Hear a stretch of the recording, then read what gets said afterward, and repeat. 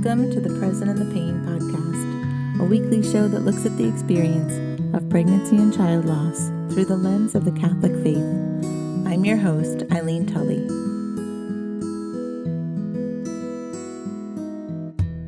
This is the Present in the Pain podcast, and I'm Eileen Tully, joined today by my friend and author, Theoni Bell, who is in Texas right now talking to me. So we got up early this morning to have a little chat. And she and I have become good friends because of our shared experience of child loss.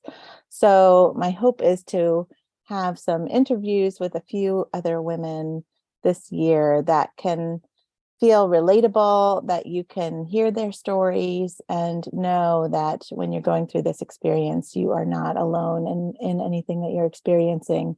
So good morning, Theoni. How are you doing? I'm okay. It is a little early. It's early. Yes, it's early for me, and I'm in New Hampshire, so you're even earlier. But thank you so much for You're welcome. Talking to me this morning. So can you tell us a little bit about yourself? Where do you live? I'm from the Midwest and I'm married. I have 3 children and we moved to California for 6 years. Now we live in Houston, and I have a master's in journalism.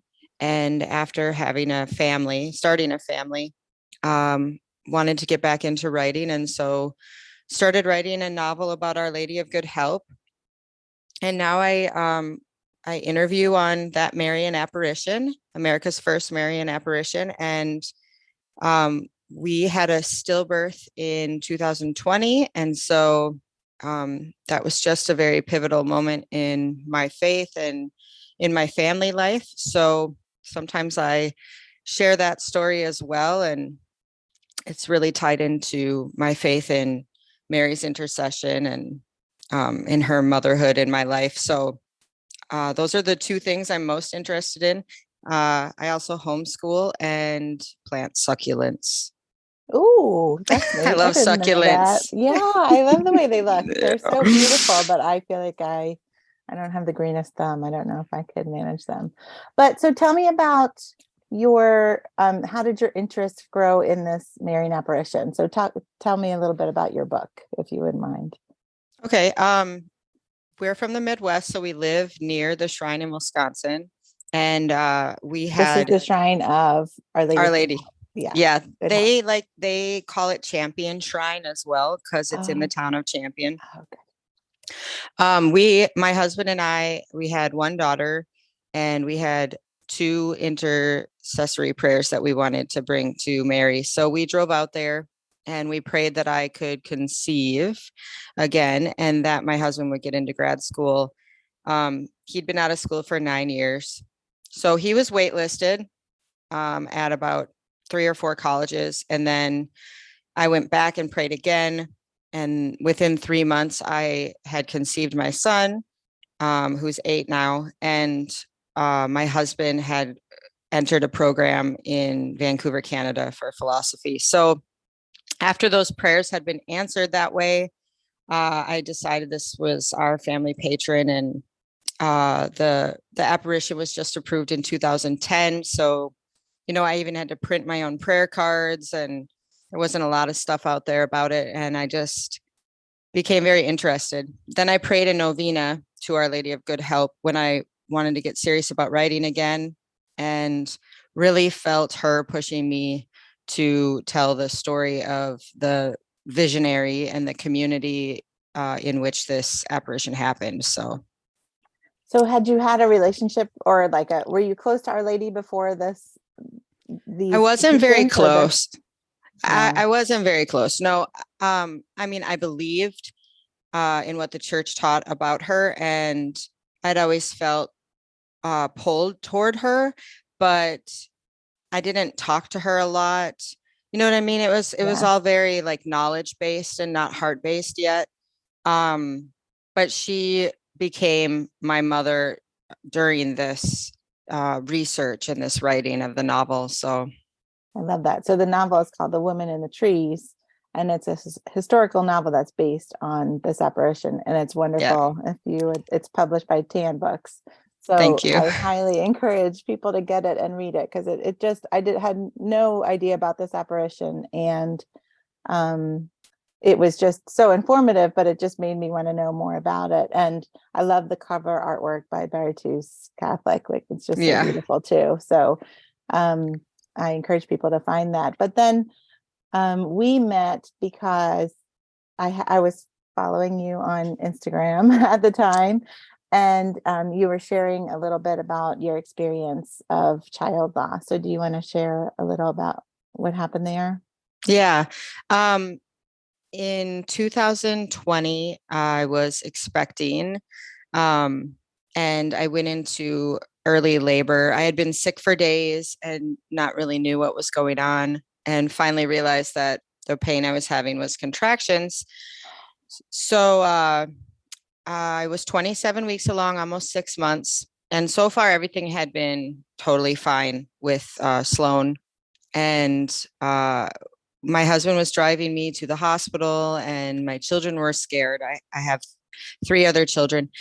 And I remember telling them that we were just going to meet the baby early. And, I just really had faith that, this is going to be a premature baby, and Right. she's going to be so cute and so tiny. Everything's going to be fine. And I was telling them this.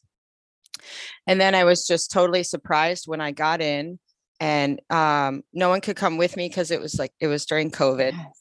So I was in there with some nurses, and it's a very typical story you hear where there's a very straight face on the nurse, and she has to call someone else in. And, everyone has that experience when they find out something's wrong with baby, right?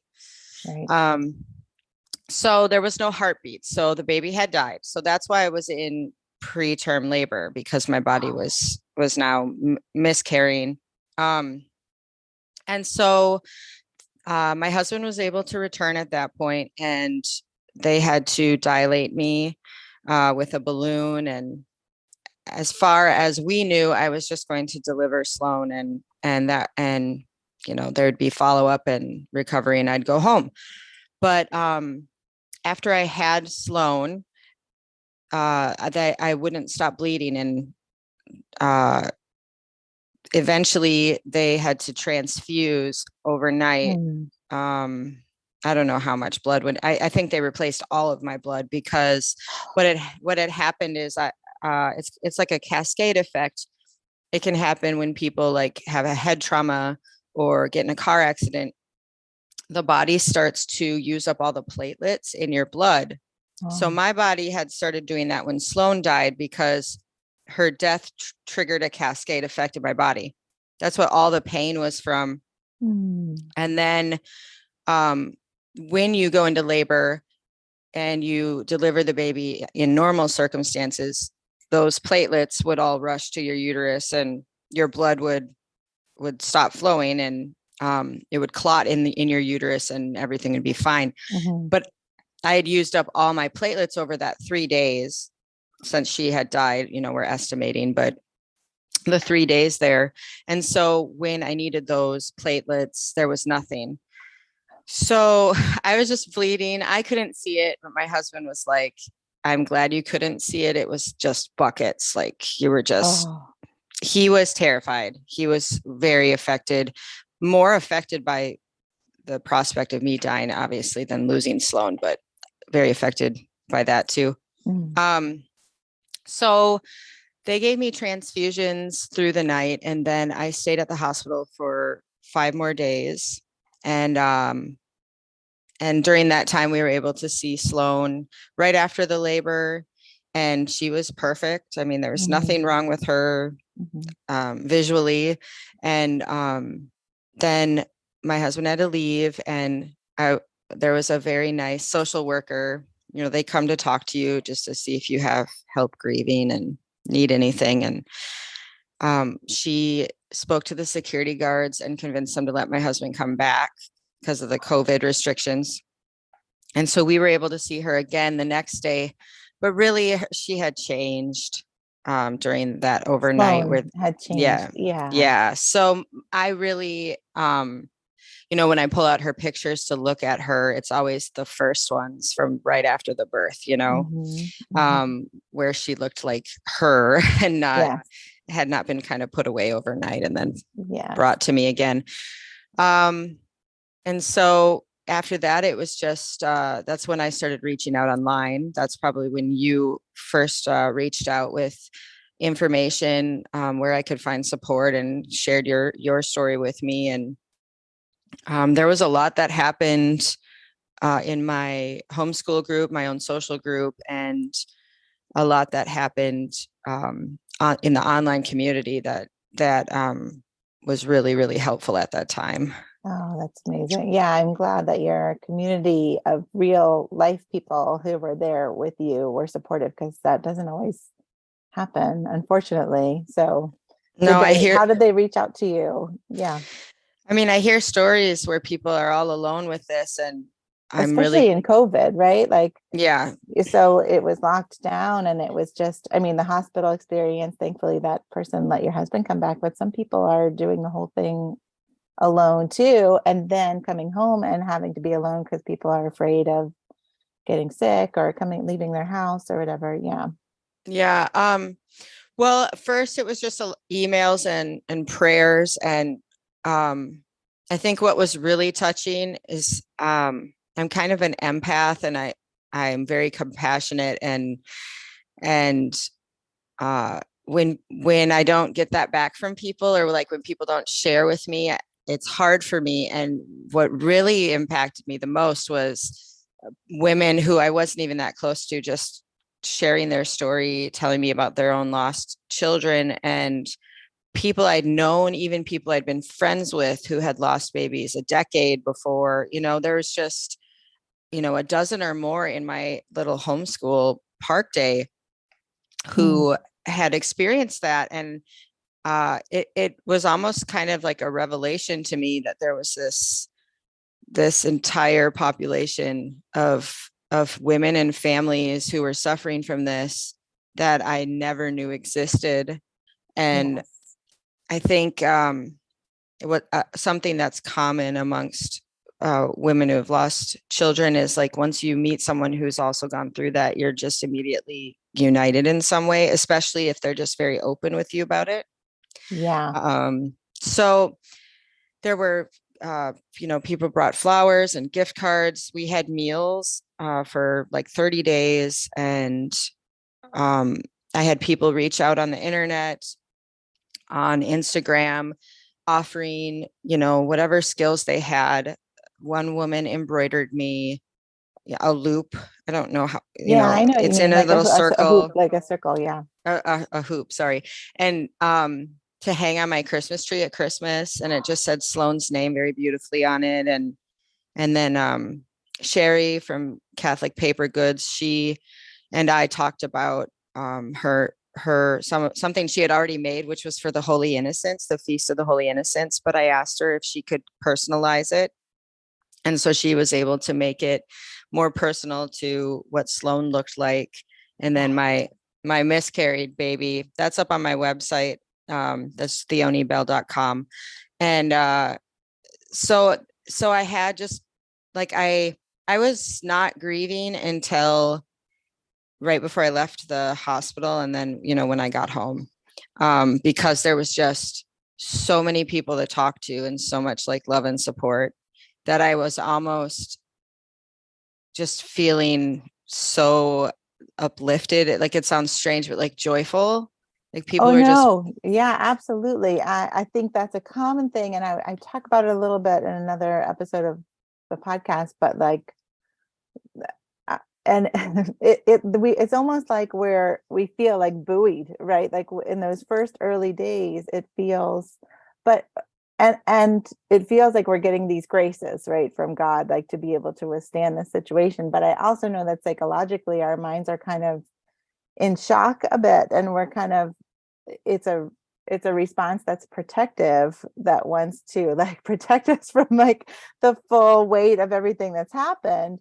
But those two things aren't necessarily mutually exclusive, right? Like God's grace could be that our minds have this buffer for us, that we in those early days feel like upheld by the prayers of others and the support of others.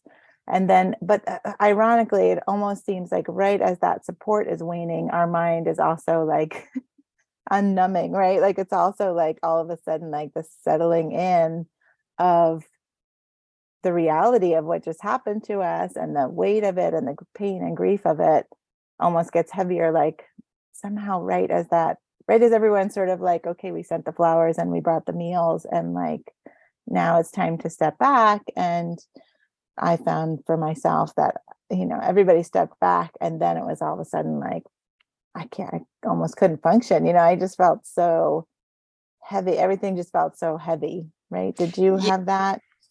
Yeah, the first few months there was, for me, I have problems with anxiety to begin with. For me, the scariest part of the grieving, I guess, was this feeling that like death was everywhere. And that like I never thought God didn't love me, and I never lost trust in his wisdom. And I'm really grateful for that. But I began to understand that sometimes in his wisdom, he will like allow you to suffer more than I'd ever suffered before. Right. Like the level at which God will allow me to suffer, the bar was raised really high. And so I began to look at my children and kind of, I know this is like a psychologically based thing. I just get stabbed with this fear that like they could die tomorrow. Like God could let that happen. And that thought that like, that's a healthy thing to meditate on every once in a while. But when it's like coloring your days, it's a very dark place to be. And so I actually just wrote an article about this because in the end, I was also afraid of dying myself because of what had happened. Right. You had that was a reality for you. Yeah. Like it could have happened. Yeah. Yeah. And that too was also like, that alone would have put me kind of in a state of shock for a while. Yes. But then there's this, I don't like to tell this story because it's almost like just so weird and unbelievable, but I was in the hospital and the nurse had said, your wife is stable. You should probably get some rest. And so my husband did. He took a nap on the couch. Well, not when the room grew silent, he was not there. I had all these transfusions going in and that it hit me like, oh my goodness, I'm dying or could die. Like it just rushed upon me. And so I immediately, like my will was like, I'm not dying. And I was like telling God, like, I don't care. Like, I'm not mad at you for taking my child. Like, that's enough, but I'm going to be mad if you try to take me. I was like, my family doesn't deserve that. Like, I just had this like wrestling with God. Like, I'm not accepting this if this is what you're doing. But then it became like, are you taking me? Like, I'd really like to know. So I prayed that. This is so dumb. You know the movie Groundhog's Day? Yes. Oh my goodness. That's why it's so dumb. I'm like, how does that even relate to this? But yes, I don't even like that movie. I gotta movie. know.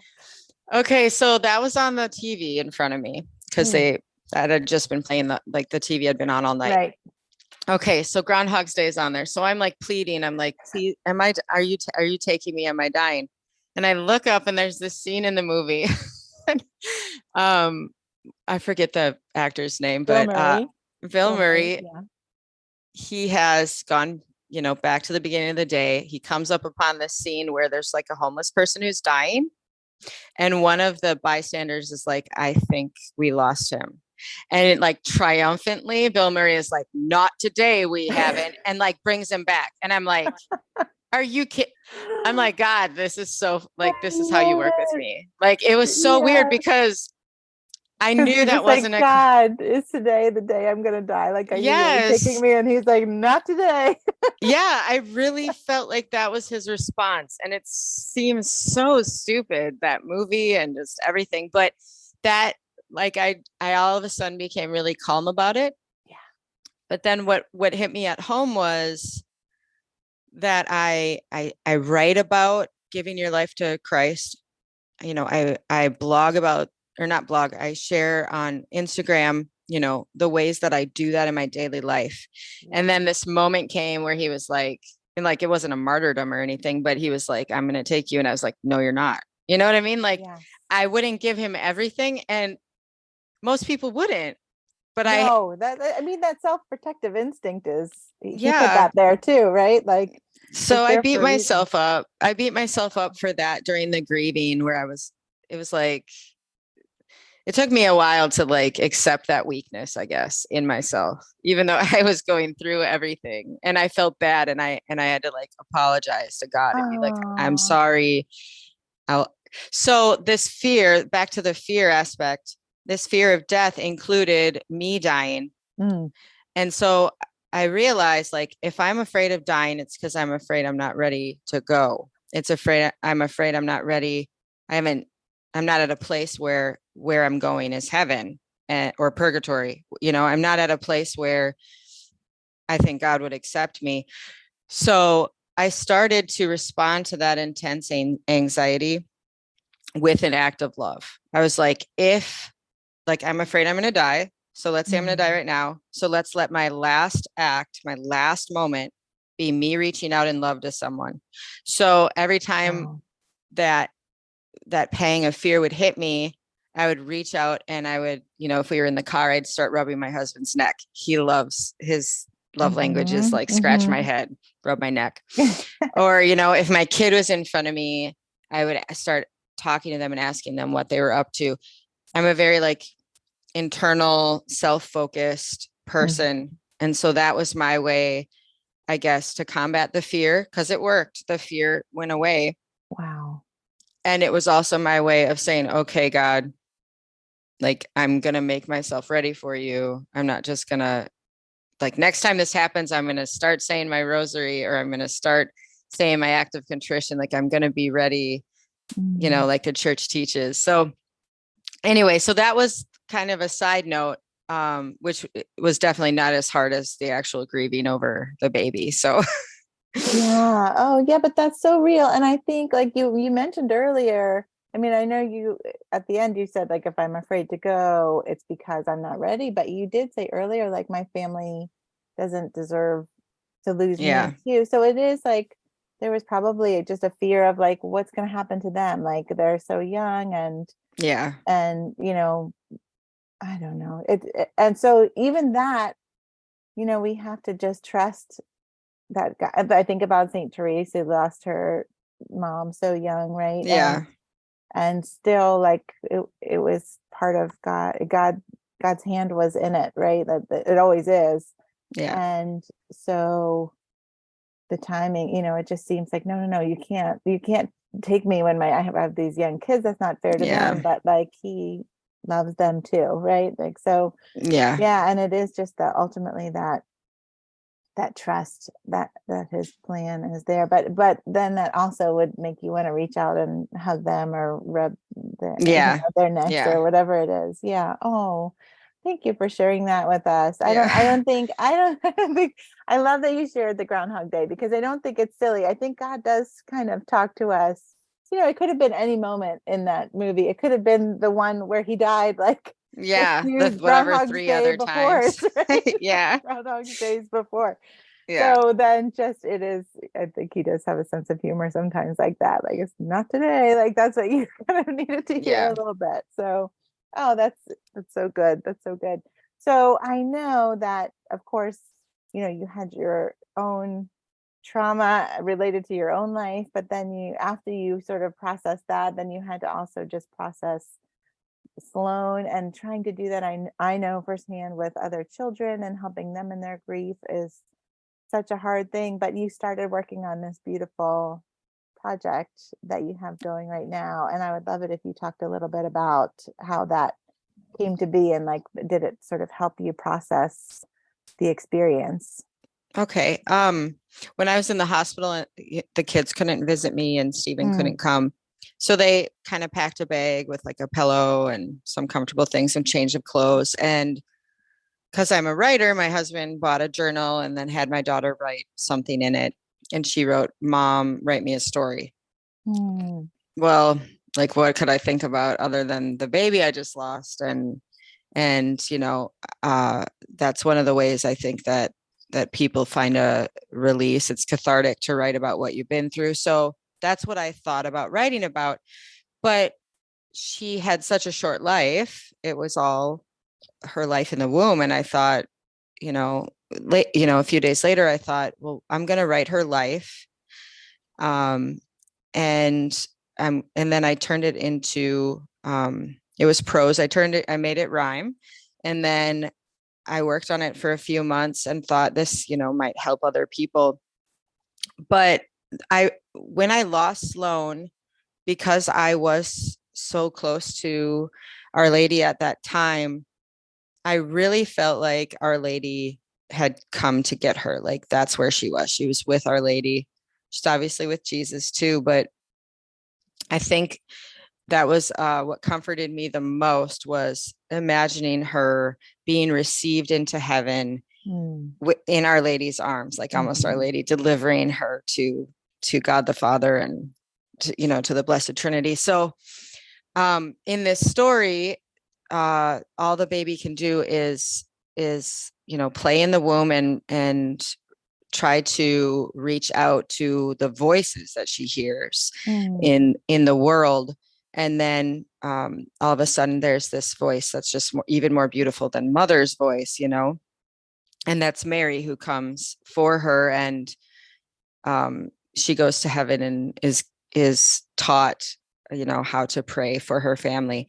Because after Sloan died, we went to the cemetery to just get the kids used to it before we buried her, and to see where her body was gonna end up. And I saw so many of the gravestones decorated for Christmas, little Christmas trees and solar lights on them and toys, and that breaks my heart. But I didn't relate to that at all. Like I will take my children. Sadly, we can't visit her grave from Texas, but I would take my children to have a picnic at her grave for us to have a quiet afternoon and reflect on what we'd been through. But my daughter isn't there. So decorating the grave for her or leaving toys there for her, I didn't relate to it. Right. My daughter was always in heaven. Right. And I heard, when I kind of crowd surfed that question, got a lot of different responses. And I'm not well read on the theology of it, but my husband and I have talked about it a lot, and it doesn't make sense, that she'd be like in the top layer of hell or something like that, not allowed to be in Christ's presence. And, so for me, she was always there. So that's where she ends up in the book. I tried to find a publisher for that book for 2 years. I had an illustrator who was a sister of a friend and had kind of followed my story. And I loved her artwork, and I was able to share her images during that time, and people really related to them. And, there's a lot of people interested in the book, but I just couldn't find anyone in the Catholic publishing world who thought this had a market. My husband said to me, you should maybe have Jesus come get her. Maybe the problem is he's always thinking like the future and taking care of the family. So he's like, you might sell more. You might even reach people who are not Catholic if it's Jesus. And so I was like, okay, I'll try that. And I was ready to like rewrite it. And then you sent me your meditations on the 7 Sorrows of Mary, your rosary book. Yeah. And I went to this retreat and had a really moving experience with Mary there, and was like, no, I'm not taking Mary out of this book. I was like, she's the one who came and got. I was like, no, I'm not going to do that. So anyway, I found a publisher. Holy Heroes is going to publish it. And I believe sometimes the best way to approach hard things with your children is to read to them, because it kind of takes them out of like these are my emotions that I have to deal with. Instead, they're focused on this story. And I know with one of my own children, she, until recently, she's not very open about her emotions. She doesn't fully understand them herself. But she's an avid reader, just consumes everything I give her. And I could see her processing the loss in the beginning a lot better in a book. Even I used books. There's a book called Miraculous that a friend told me I should read. And it's not Catholic, but the little boy's mom just had a stillborn, and he's processing it, and it's flashing back to kind of him not having her full presence for a while, and reading other people. I also read all of the letters of the Martins, Zélie and Louis, Saint Zélie, Saint Therese's parents. And she lost 4 children, some as babies. I think one of them was 3. And Pauline, right? I think Pauline was, a and child. Reading her, she knew some of them were going to die. I mean, you have her intense suffering and her incredible faith coming through in these letters that she had written to her sister-in-law. Have you ever in your life seen sister-in-laws who love each other that much? No. These two, she adopted her and was like, nope, you're my sister. I mean, the letters she wrote her are so intimate and so loving. I really loved reading those. They were really helpful.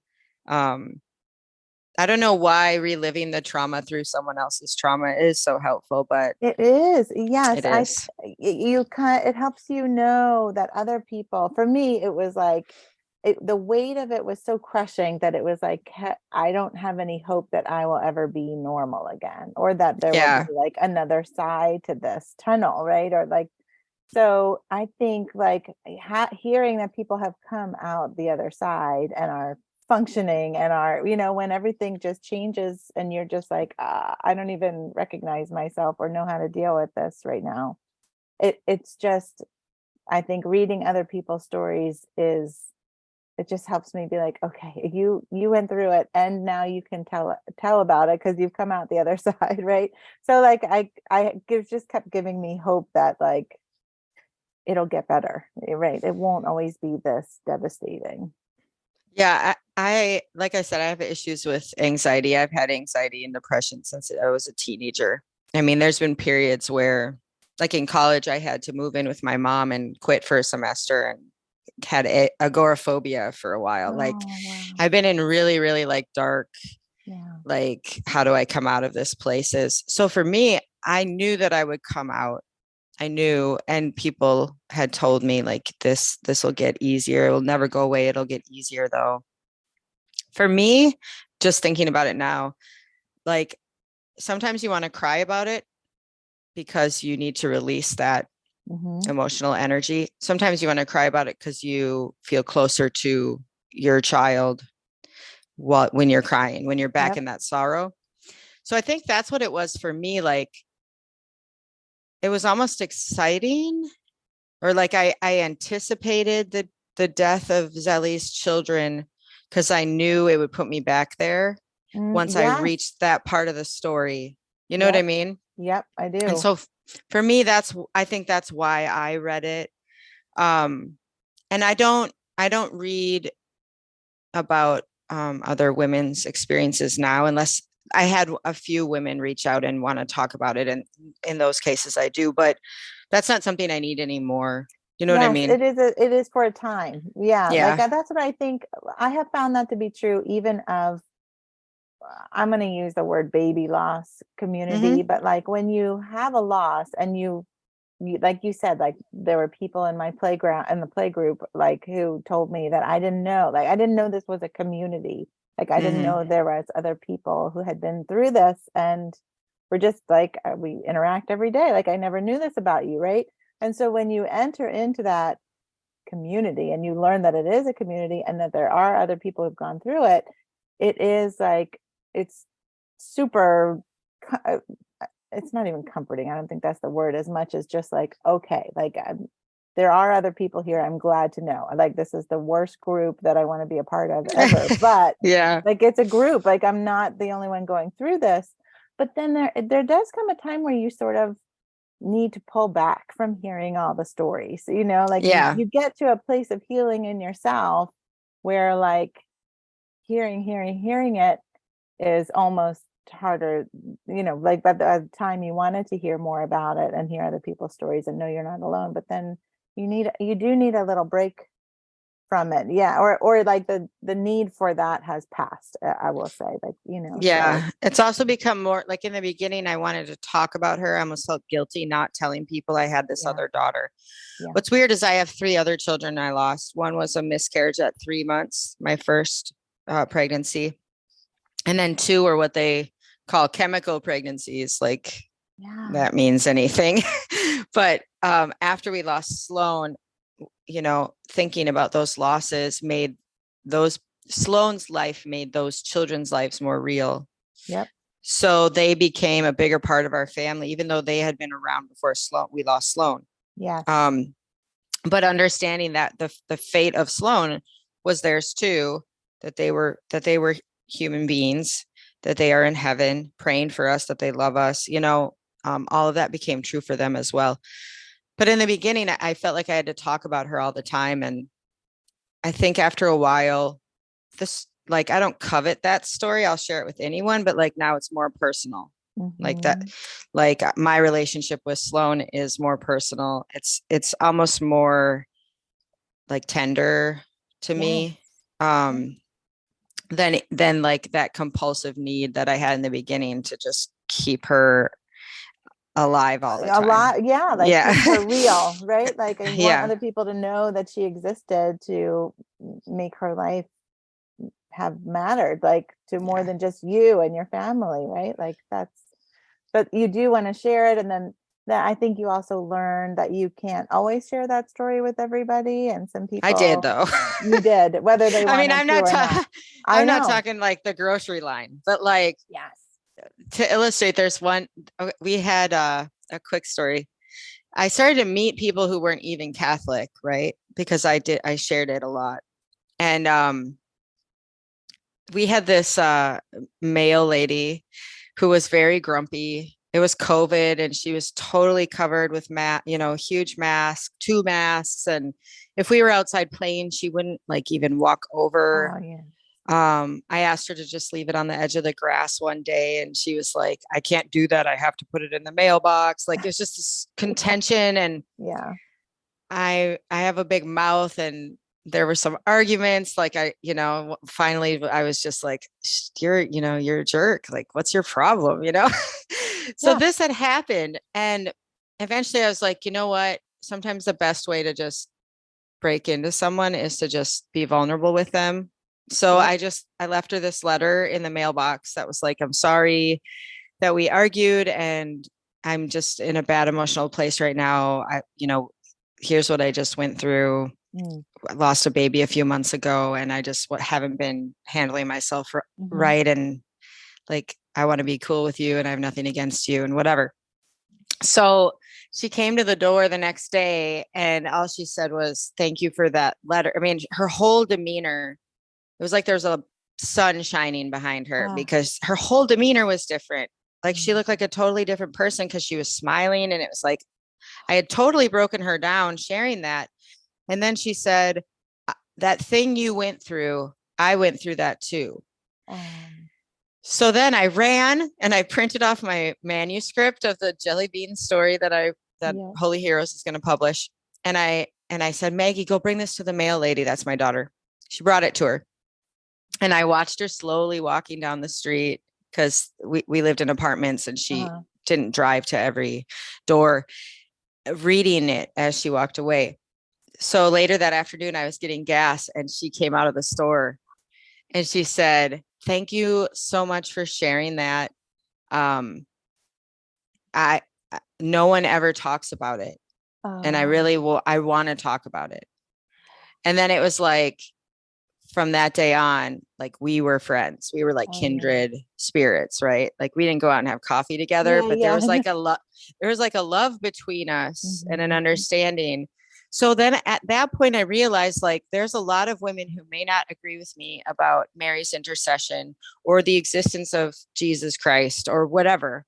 But there's a lot of people out there who are in communities where their lost children are not viewed as full people and they've not been allowed to grieve or talk about it. You know, even when I moved to Houston, across the street, there's an old lady who we've kind of adopted into our family. She's a widow. She lost a baby like 50 years ago. And the pain is like it happened yesterday. And she's like, people just said, don't worry, you can get pregnant again. Right. Yeah. And like, we went to visit Sloane's grave once and I saw this old lady crying at a grave of a child. And I just went up. She was Hispanic. I could not understand her. She could barely understand me, whatever. And I just hugged her and she said 27 years. All she said was 27 years. So for 27 years, she's been coming to that grave. I'm sorry, I made you cry. So it's just like, I feel like these people need hugs. They, you know, like there's this place inside them that no one is acknowledging, you know, and they don't know how to ask for it. Right. You know? Right. Yeah. And I do because I'm a wreck all the time. Yeah. It's just you wear your heart on your sleeve though, you know, like, and that's a good thing. Like it's called disenfranchised grief when you have this, you know, maybe you had a miscarriage, maybe like you said, there was like a chemical pregnancy. And it's funny that you like only kind of counted that, not funny, but it says a lot that you sort of like counted those losses after, because to me, a chemical pregnancy is like one day you have a pregnancy test and then a couple days later you start to bleed, right? Like it's like that. So are you allowed to grieve that? Right. You almost, I think people almost wonder, and maybe you didn't even give yourself the permission to like feel all the feels and recognize as a person. Until you had this loss of Sloane. And it's like, well, she was just that same thing further along, that same person, just further along. Right. Like, but she started like that too, you know? And so it's just, we have talked about this ourselves, but it really is like, if we believe that life starts at conception and that God creates a new human soul at the moment of conception, then being allowed to grieve the loss of that person who is your child, even if it was a couple days of a positive test, and then you're allowed to. And I think sometimes people don't let themselves because they're like, oh, it was just these few days, like but you love them as soon as you see those lines, don't you? Like your whole self reaches out to them. Like, I'm so happy you're here. I'm so ready to house you. Like, you know, like everything. And even if you're not, even if you're like, oh my gosh, I can't believe this. You still like, you change what you do. Cause like, you know, I'm pregnant now. Like everything changes about how you think about yourself and your day and your life. Like everything changes and you start anticipating what this person in your life will be like, you know, and it's another very first moment. Another group that I've wanted to reach out to, though I have no experience with other than arguing with them outside of abortion clinics. I thought a lot when I was in the hospital because I was receiving all this support. What if I had just had an abortion and then I went home and like the weight of it was hitting me? You know what I mean? And like, I know there are women who have abortions and they later on regret it. You hear them talk. I know there are probably millions who regret it and never tell anyone they regret it. But the grief upon realizing the truth of what has happened has to be as bad as mine, you know, especially with that guilt. And so I really want to memorialize their children. I don't know if anyone's doing that. I wanted to write a second version of my book, but that's hard because there's like this, like my daughter, I just imagine was kind of gently, all of a sudden she went, you know, and that's right. Mary picked her up. So there's that trauma aspect that you can't just can't write the book, you know. Right. But those are lost children. We believe that as Catholics, but I'm thinking of those moms who you know, had been pressured Or by just people. just didn't think that they had any other. They're just not in a community where they can go, No. you know what, I'm actually really struggling with the loss of this child, and not even like put the regret part aside or the guilt part aside or whatever, just that feeling that you had a child that you can't talk about and you can't share it and you have nowhere to go. Like, Right. how is that received even if you went to counseling? Right. Like, I'm leery of counseling just because I don't want to be told you're too hard on yourself about religious things, or you know, you don't need to feel bad about that. You know what I mean? Like, I just really think about that group of people. Like, there are Catholics who don't have support. There are non-Catholics who don't have support. But then there's that group of people that I really believe are probably really suffering, you know, alone. Anyway. Yeah. Well, yeah, I am totally with you. And I have a friend, her name is Toni McFadden, and she is a pro-life speaker, but she had an abortion and shares her story. And like, that is her ministry, is just like helping those women who are doing it. Yeah, it's amazing. And it's good. Yeah, it is. So good. But I love that. So Jelly Bean is your book that's going to be published by Holy Heroes. Yeah. And in my mind, it just seems like it was such a beautiful way for you to process what had happened. But like, I know that grieving with children and helping your children grieve is a hard thing to do, because it's so hard to even just take care of yourself in those months, years, time, you know, that time afterwards. But the book allowed you to heal by telling your story and telling Sloane's story. But it just also, like, I'm sure it was such a blessing for your children to just sort of reframe their whole thoughts about the experience. And I am very excited to have it and to read it to them in full color. But I think it will be so helpful to other families and their children too. Because I have 3 and they all dealt with it differently.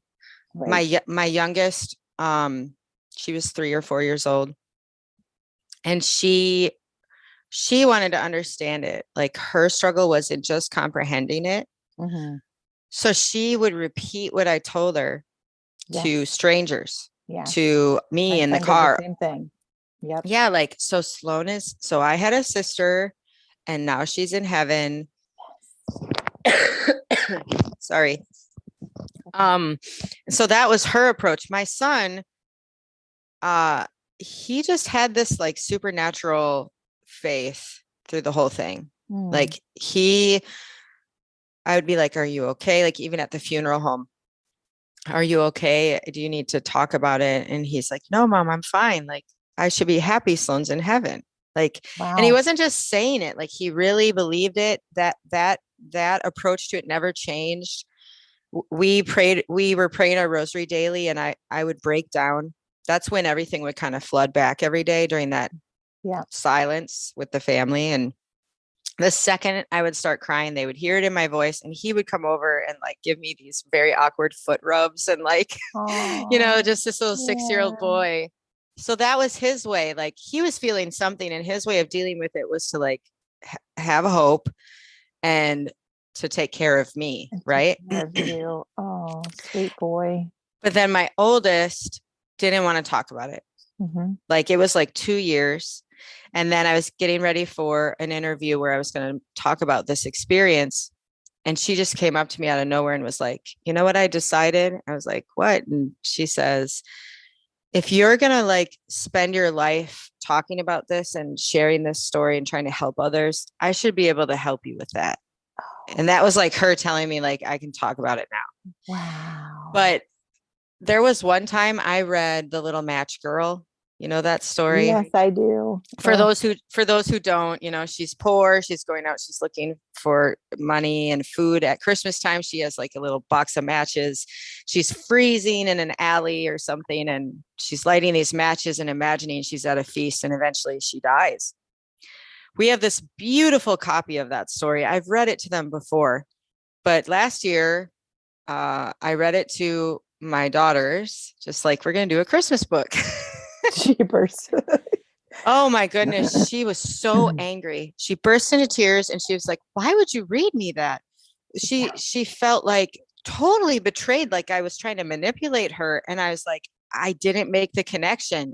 It didn't even cross my mind. Right. So that's her way of responding to it, was just to bury it.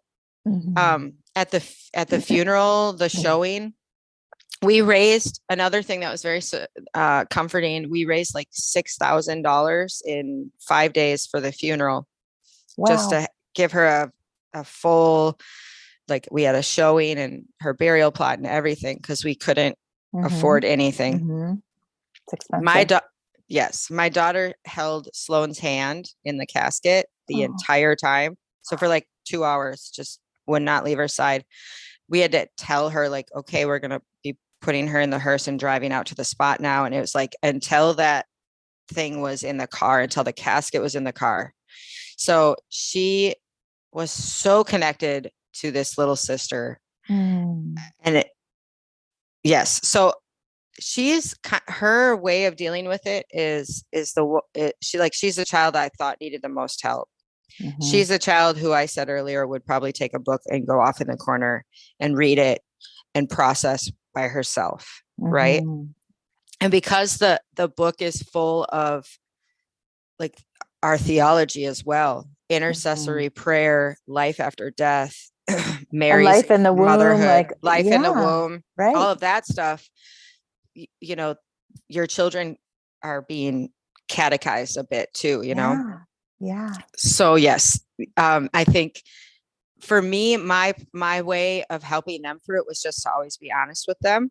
Yeah. And to kind of quietly check in with them every day. So I would just kind of watch them and see how they were doing, and then ask them, how's your day going? And if I felt that there was a big wall, or in the beginning, now there's walls for all sorts of reasons, but sure. in the beginning, if there's a big wall, then I'd say, do you want to talk about Sloan? You know, do we need to, revisit that today? And anyway, I hope this book will help moms who don't know how to put it into words. Yes. Or maybe don't have the energy to do that all the time. Yeah. You know what I mean? Yep. Anyway. So good. Okay. So do you know when it's being published? They told me spring, which I think means summer, because publishing always takes longer. So Bernadette, I did that with my husband. He told me 10 minutes, so it's probably an hour. Yeah. My husband does that with me. Love it. Yeah. I have a different illustrator now, Bernadette Gakowski.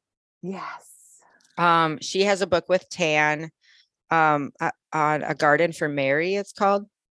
She reached out someone sent me to her page during my loss, because she did a project where she painted beautiful, like, watercolor flowers with a child's name in calligraphy underneath. I think she did thousands of them. She did so many. I love her art. And she did that project, and I was just like, because I know how special it is to see like, you got that little hoop with Sloane's name on it for the Christmas tree. Yeah. Like, seeing their name, because we don't get to use it like we thought we would, right? It's so special. And so Sloane's is on our family wall to represent, all of the babies. The other ones are in my bedroom, because I had 4. I wrote her back. I think this is how the realization occurred. We got Sloane's, and then I wrote back and was like, I'm so sorry, but can you do one for Ephesus? Effie was our first baby. Yep. And then a few weeks later, realizing my chemical pregnancies were actually human beings, I wrote her back and said, I'm so sorry. Can you do 2 more? And then we had to come up with names. Yep. The last funny story, my children were watching Full House at the time. They've since stopped, because it's not as innocent as I remembered it. No, it's hard. Yeah. So one of those babies is named Jessie. Yeah. And the other one is Alex. So anyway, yes. So she did that project on donation, and I thought of her when I needed an illustrator, and was like, man, would that not just be bringing things full Close circle, the circle. you know? That's it. And she was like, she's not making a ton on it. And I think doing the art for a book takes way more than writing it. And an artist who loves art might say that, you know, I think writing it is harder, but she was so excited and so happy immediately. Like, yes, I want to do it, you know? Yeah. So anyway, Bernadette Gakowski is her name, and she's the I illustrator. love her art. Oh, Just- I'm so excited to yeah. see it. Yeah. Me so too. Summer of 2023, like this summer, maybe. Yeah. Yes, that's it. Hopefully. Okay. Hopefully. Spring, maybe summer, maybe fall, but this Yeah. year it's coming out, Yeah. and it's called Jelly Bean. Yeah. And then people can find you. You mentioned your website earlier. It's theonibell.com. Theoni, THEONI, theonibell.com. I love it. And also look up The Woman in the Trees, because that's a Yes. beautiful story too. Well, Theoni, thank you so much for spending your morning with me and talking with me about your story. And it's just been so great to see you and chat with you. Thanks so much. This is lovely. Thank you. God bless. Okay, God bless you. Bye. Bye.